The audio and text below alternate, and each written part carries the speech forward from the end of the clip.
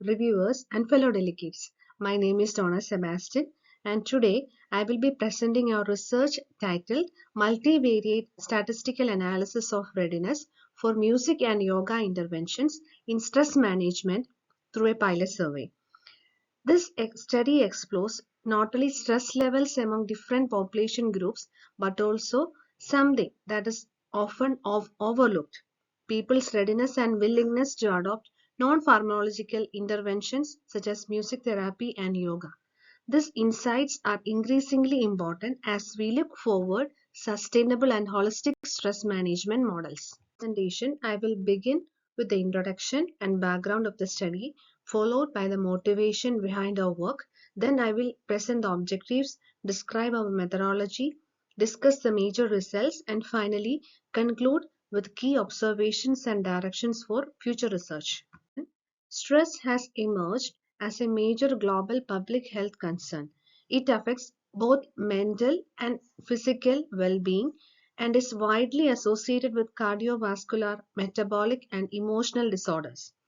Over the last decade, and especially during the pandemic, the stress levels have risen sharply due to the lifestyle disruptions, social isolation, and uncertainty. Because of this rising burden, there is a growing need for scalable, accessible, non-pharmacological stress management strategies that people can adopt in their everyday lives. Management options have limitations. Pharmacological treatments may offer quick relief, but they come with risk, dependency, side effects, and long-term health impacts. Psychotherapy, on the other hand, requires trained professionals, long sessions, and may not be accessible to everyone. This opens the door for sustainable, low-cost, and evidence-based alternatives like yoga and music therapy.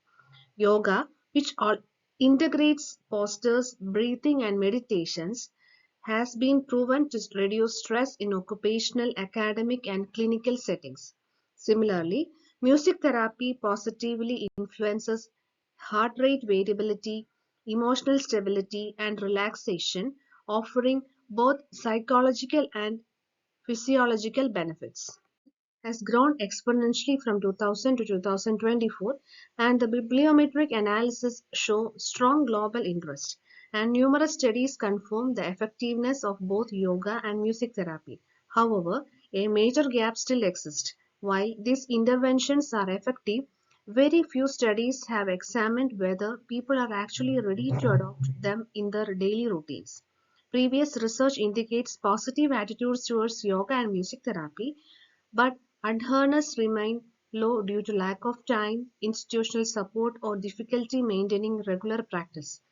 This gap motivated us to conduct a pilot survey focusing not only on stress levels but also on the readiness and acceptability, two critical factors for real-world implementation. It has three primary objectives. First, to determine how ready the people are to participate in yoga and music therapy sessions. Then to analyze how their self-reported stress levels correlate with their readiness. Third, to understand how demographic variables such as age, gender, and profession influence willingness to adopt this intervention. Ultimately, our aim was to generate baseline evidence that could inform large-scale integrated stress management frameworks. Music therapy works through deep neurophysiological pathways involving the HPA axis, the autonomic nervous system, and the limbic prefrontal network.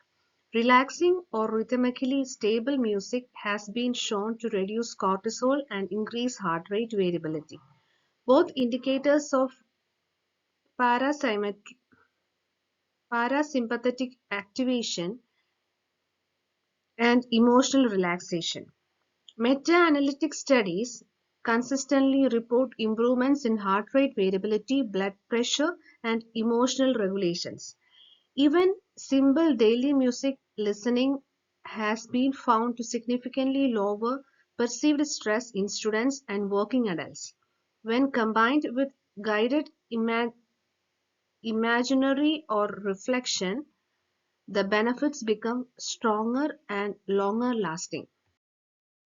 Yoga similarly supports stress reduction by modulating autonomic activity, reducing sympathetic drive, and balancing cortisol rhythms. Randomized controlled trials have shown reduction in perceived stress and salivary cortisol among university students and working adults. Physiologically, yoga develops mindfulness, emotional stability, and awareness, key elements of resilience. When music is integrated with yoga, we see a synergic effect. Music supports breathing rhythms, improves focus, and enhances relaxation. Behavioral models such as health belief model, theory of planned behavior, and the various other models help explain why individuals choose or choose not to adopt health practices. These frameworks guided our interpretations of readiness patterns in the population. Collected survey responses from 303 participants, and these responses were processed and analyzed using a step-by-step pipeline. We first cleaned the data and converted all the Likert scale text responses into numerical values using custom dictionaries. The normalization was applied using Z-scores to ensure comparability across all variables.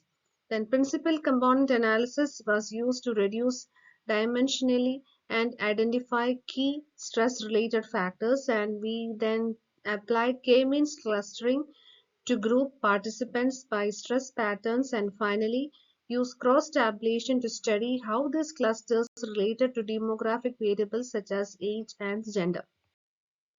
Figure 1. Scree plot.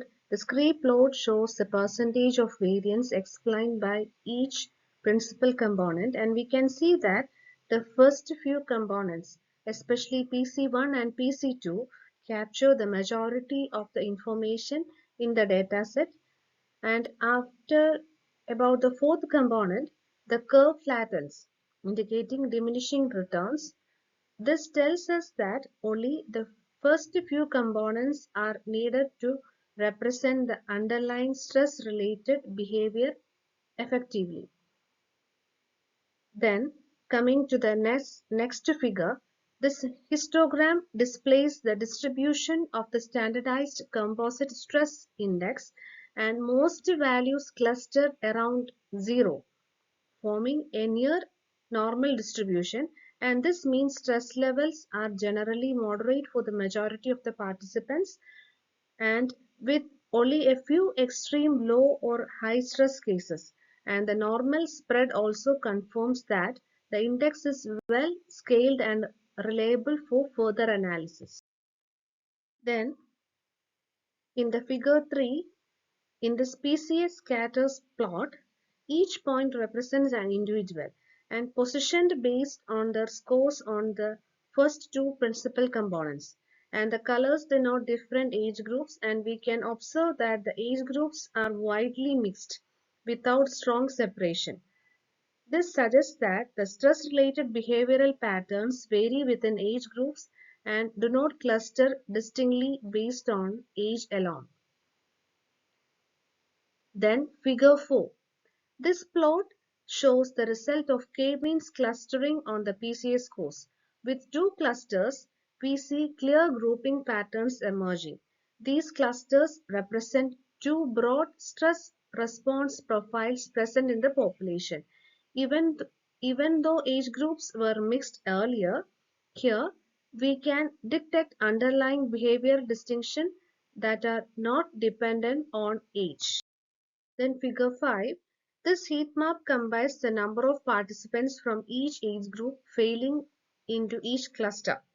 And the darker shades indicates higher counts, and we can see that both the clusters contain individuals from all the groups, and confirming that the clustering is behavior driven rather than age driven. However, some age groups such as early adulthood and senior years show stronger representation in specific clusters, hinting a subtle age-related differences in stress pattern. Then coming to the conclusion, to conclude, our study shows that Both PCA and machine learning techniques can successfully identify patterns of stress and readiness in a population. Younger adults emerged as a most vulnerable group with moderately high stress levels and varying coping profiles. At the same time, the study confirms strong potential for integrating music therapy and yoga into everyday stress management frameworks, especially as non-pharmacological accessible options. And for future work, we recommend expanding the sample size, conducting longitudinal studies, and integrating physiological biomarkers like HRV and cortisol for deeper insights. This can help build personalized and evidence-based stress management models. These are the references. References continued. Thank you all for your attention.